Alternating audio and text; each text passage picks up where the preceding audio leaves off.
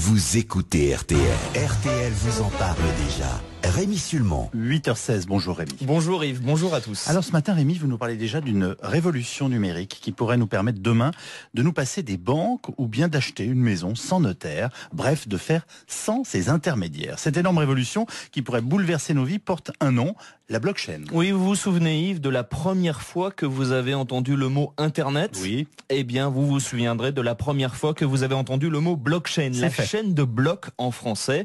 Je me méfie de ces révolutions technologiques qu'on nous annonce toutes les 5 minutes, mais là tous les experts du numérique le disent, cette révolution de la blockchain est comparable à l'Internet amorcé il y a 26 ans, parce que ce n'est pas une innovation, c'est carrément une nouvelle façon d'échanger entre les hommes. Alors si ça change nos vies à ce point-là, Rémi, il faut qu'on comprenne comment ça fonctionne, en quoi consiste exactement la blockchain. Alors depuis des centaines d'années, on est d'accord là-dessus Yves, on fait des transactions grâce à des tiers, un magasin hier, un site internet aujourd'hui. Eh bien la blockchain va supprimer ces intermédiaires. Imaginez, sur internet, vous achetez une table à quelqu'un que vous ne connaissez pas, vous lui transférez 200 €. Vous ne passez pas par Amazon ou un autre site, mais votre transaction entre vous et lui va être archivé dans une sorte de gigantesque livre de compte public. Ce livre de compte virtuel n'est pas tenu par Amazon ou un autre acteur du net qui touche une commission, mais collectivement par des milliers de personnes de la chaîne, de la blockchain. Ces milliers d'acteurs valident la transaction et vous disent à vous et aux vendeurs, allez-y, vous êtes fiables tous les deux. Cette grande chaîne réussit un exploit inédit, créer de la confiance entre deux inconnus sans intermédiaire. Mais attendez, si ce registre est public, n'importe quel petit malin peut en modifier les données. Alors non, aucun acteur ne détient ou n'a accès à la totalité de ce livre de compte. En fait, cette blockchain, c'est comme un immense puzzle qui est découpé, disséminé sur des milliers de serveurs. La preuve que vous avez payé ces 200 € contre une table reste dans la blockchain. Les transactions peuvent être consultées mais pas modifiées, car pour que votre vendeur triche, il faudrait qu'il détienne l'ensemble des pièces du puzzle, ce qui est impossible. La blockchain, c'est donc un système de stockage et de transmission d'informations infalsifiables qui supprime les intermédiaires traditionnels. C'est là qu'est le potentiel totalement révolutionnaire. On pourrait se passer des notaires, des compagnies d'assurance, des cartes bleues, etc., etc.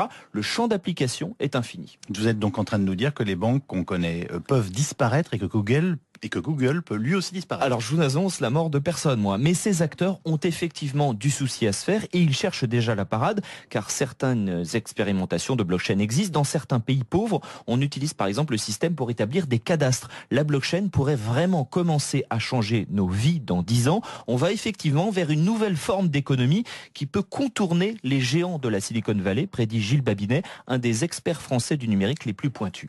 C'est la première fois où on a une technologie qui est, entre guillemets, anticapitaliste. C'est-à-dire, tout le monde est détenteur de la technologie et il n'y a plus d'hommes intermédiaires. C'est-à-dire que quand j'utilise Uber, j'enrichis Uber. J'enrichis pas uniquement le taxi qui me conduit.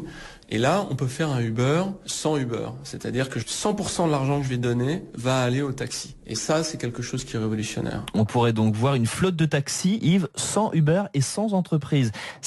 C'est révolutionnaire au point que Gilles Babinet pense, avec bien d'autres, que l'inventeur anonyme de la blockchain devrait recevoir le prix Nobel. C'est cette technologie qui a permis la création notamment de la monnaie virtuelle Bitcoins. Certains économistes dans le Wall Street Journal ont écrit que depuis 5 siècles, depuis l'invention des banques, la blockchain constitue l'innovation économique la plus importante. Et vous savez, le Wall Street Journal débloque et se déchaîne assez rarement. En tout cas, on va suivre ça d'extrêmement près. Vous étiez le premier, une fois de plus, à nous en parler.